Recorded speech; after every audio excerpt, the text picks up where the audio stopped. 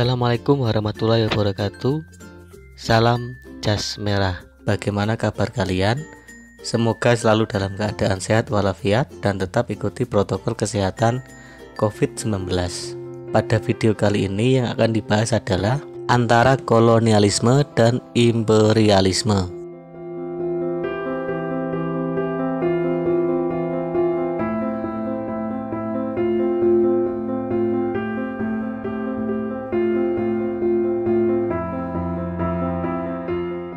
Satu, perburuan mutiara dari timur dan perebutan hegemoni.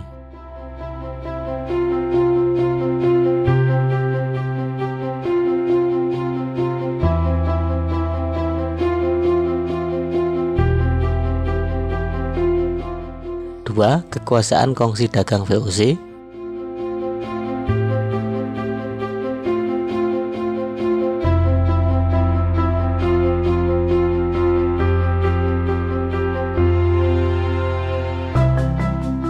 Tiga, penjajahan pemerintahan Belanda.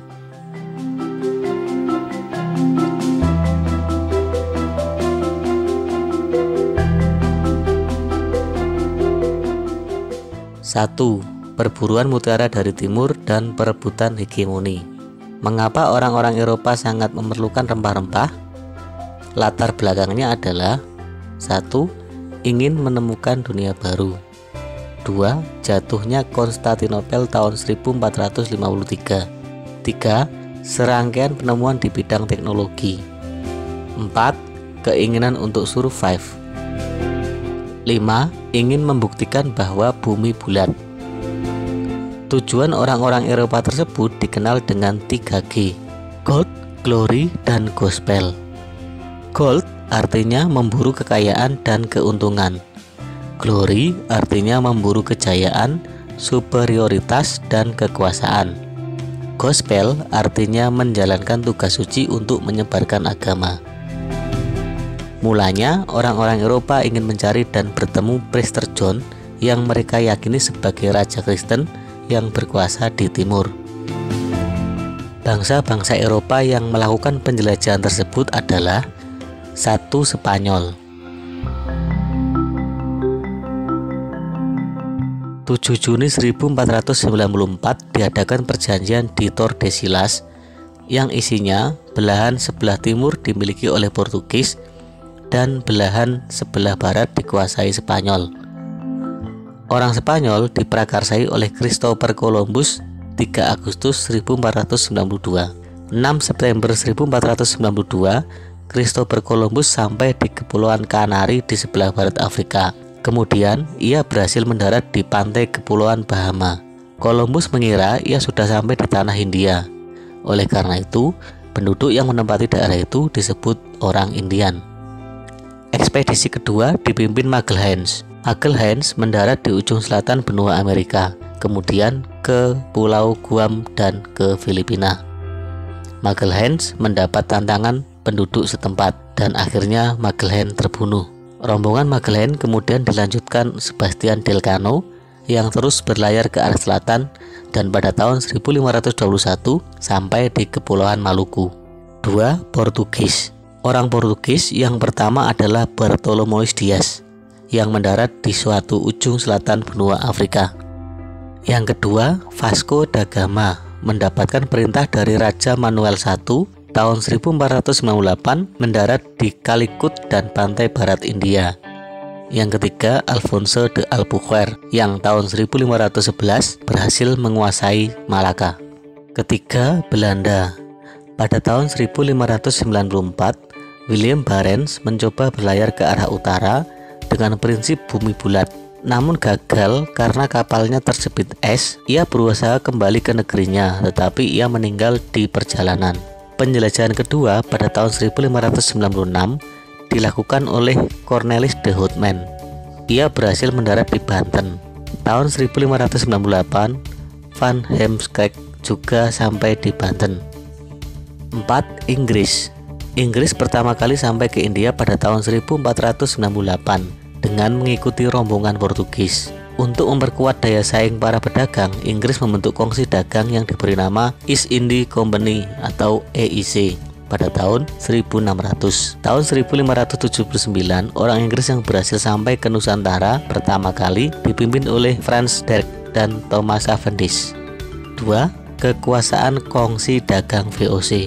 VOC atau Veronic Ost Indies Company terbentuk pada 20 Maret 1602. Tujuannya adalah 1. Menghindari persaingan tidak sehat antara sesama kongsi pedagang. 2. Memperkuat kedudukan pedagang Belanda dengan pedagang negara lain. 3. Sebagai kekuatan revolusi sehingga VOC memiliki tentara. VOC dipimpin sebuah dewan yang disebut Dewan 17 dari 8 perwakilan kota pelabuhan dagang di Belanda. VOC memiliki hak kewenangan yang disebut hak oktroy. 1. Melakukan monopoli perdagangan. 2. Membentuk angkatan perang sendiri. 3. Melakukan peperangan. 4. Mengadakan perjanjian dengan raja-raja setempat. 5. Mencetak dan mengeluarkan mata uang sendiri. 6. Mengangkat pegawai sendiri. 7. Memerintah di negeri jajahan. Gubernur Jenderal VOC yang pertama adalah Peter Booth. Gubernur Jenderal yang berani dan kejam serta ambisius adalah Jan Pieter Zoon Koen atau dikenal JP Koen. VOC tidak hanya mencari untung saja, tetapi juga menanamkan kekuasaan di Nusantara. Runtuhnya VOC dikarenakan 1. Luasnya daerah kekuasaan membuat masalah pengelolaan. 2. Korupsi. 31 Desember 1799 VOC dinyatakan bubar dan kemudian diambil alih pemerintahan Belanda. 3. Penjajahan pemerintahan Belanda. Tahun 1795 Belanda dikuasai Perancis, sehingga dibentuklah pemerintahan yang dinamakan Republik Bataaf 1795 sampai 1811 dipimpin oleh Louis Napoleon. Sementara itu, Raja William V, Raja Belanda, melarikan diri ke Inggris. Untuk memerintah di Nusantara, Prancis mengirim Herman Willem Daendels. Langkah-langkahnya: 1. Membangun benteng-benteng pertahanan baru. 2. Membangun pangkalan angkatan laut di Anyer dan Ujung Kulon. 3. Meningkatkan jumlah tentara. 4. Membangun jalan raya dari Anyer sampai Panarukan. Daendels juga membentuk 3 jenis peradilan. Peradilan untuk orang Eropa, untuk orang Timur Asing, dan untuk orang pribumi. Pada bulan Mei 1811, Daendels dipanggil pulang digantikan dengan Jensen. Jensen tidak bisa berbuat banyak karena mendapatkan serangan dari Inggris, sehingga pemerintahan jatuh ke Inggris. 18 September 1811, Raffles, orang Inggris, mulai melakukan langkah-langkah untuk memperkuat kedudukan Inggris. Tindakan yang dilakukan sebagai berikut. 1. Pelaksanaan sistem sewa tanah atau pajak tanah atau land rent. 2. Penghapusan penyerahan wajib hasil bumi. 3. Penghapusan kerja rodi dan perbudakan. 4. Penghapusan sistem monopoli. 5. Peletakan desa sebagai unit administrasi penjajahan. Raffles mengakhiri pemerintahnya pada tahun 1816 sesudah diadakan konvensi London. Dengan demikian, Nusantara kembali dikuasai oleh Belanda. Dibentuklah badan baru yang diberi nama Komisaris Jenderal yang dipimpin oleh Cornelis Theodosius Eliot, Arnold Ardian Buskis, dan Alexander Graham Philip Baron van der Capellen. Namun, tanah jajahan dalam kondisi krisis, kas negara di negeri induk sedang kosong. Muncullah Van de Bos yang berpendapat untuk memperbaiki ekonomi di negeri Belanda. Di negeri jajahan harus diterapkan sistem tanam paksa. Dengan kata lain, Jawa harus dieksploitasi semaksimal mungkin untuk keuntungan Belanda. Secara rinci, beberapa ketentuan tanam paksa termuat pada lembaran negara atau Staatsblad tahun 1834 nomor 22. Namun penerapan sistem tanam paksa ini ditentang oleh kaum liberal di negeri Belanda. Hal tersebut didorong oleh terbitnya 2 buah buku, yakni buku Max Havelaar ditulis Edward de Weizsäcker.